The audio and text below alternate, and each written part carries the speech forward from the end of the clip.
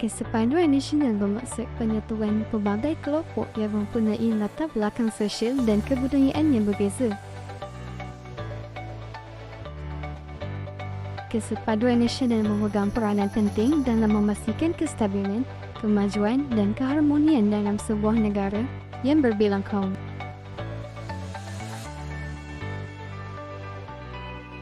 Tujuan kajian ini adalah untuk mengenal pasti faktor-faktor yang menyumbang kepada kesedaran yang rendah terhadap kepentingan kesepaduan nasional dalam kalangan pelajar universiti. Selain itu, menjelaskan kesan daripada kesedaran yang rendah terhadap kepentingan kesepaduan nasional dalam kalangan pelajar universiti.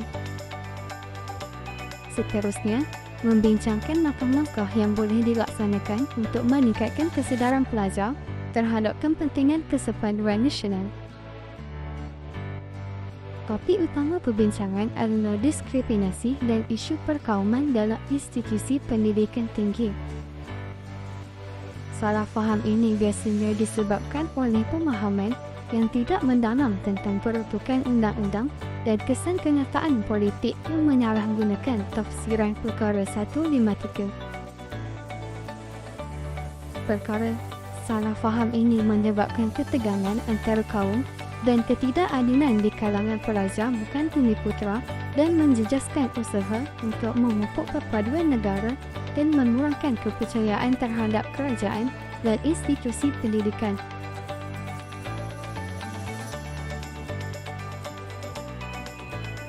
Pelajar perlu berusaha untuk mengkaji dan memahami Perkara 153 dengan lebih mendalam untuk mengelakkan isu seperti ini berulang kembali. Isu yang kedua adalah usaha dan cabaran kerajaan dan institusi untuk memupuk perpaduan dalam kalangan pelajar institusi pendidikan tinggi.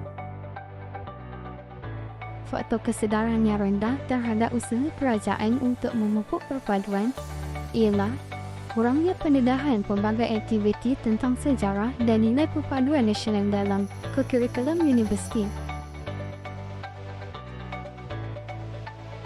Kesannya akan mengakibatkan semangat kerjasama yang lemah dan kurang harmoni serta semangat nasionalisme dan patriotisme akan berkurang.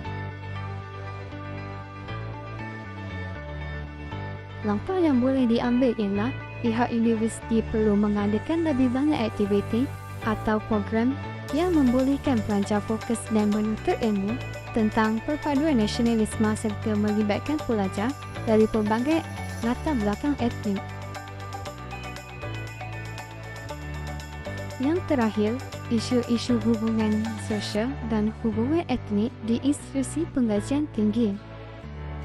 Hal ini disebabkan oleh kurangnya fahaman agama antara satu sama lain. Selain itu, ketiadaan dialog antara etnik juga merupakan faktor yang menyumbang kepada kurangnya kesedaran kesepaduan nasional antara pelajar.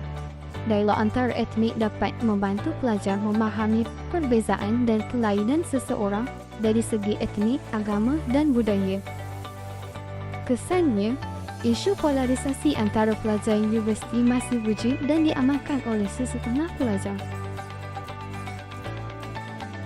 Langkah yang boleh diambil ialah pihak universiti perlulah menawarkan subjek-subjek seperti etika dan peradaban, falsafah dan isu semasa, dan subjek kenegaraan kepada para pelajar ketika melakukan pendaftaran subjek.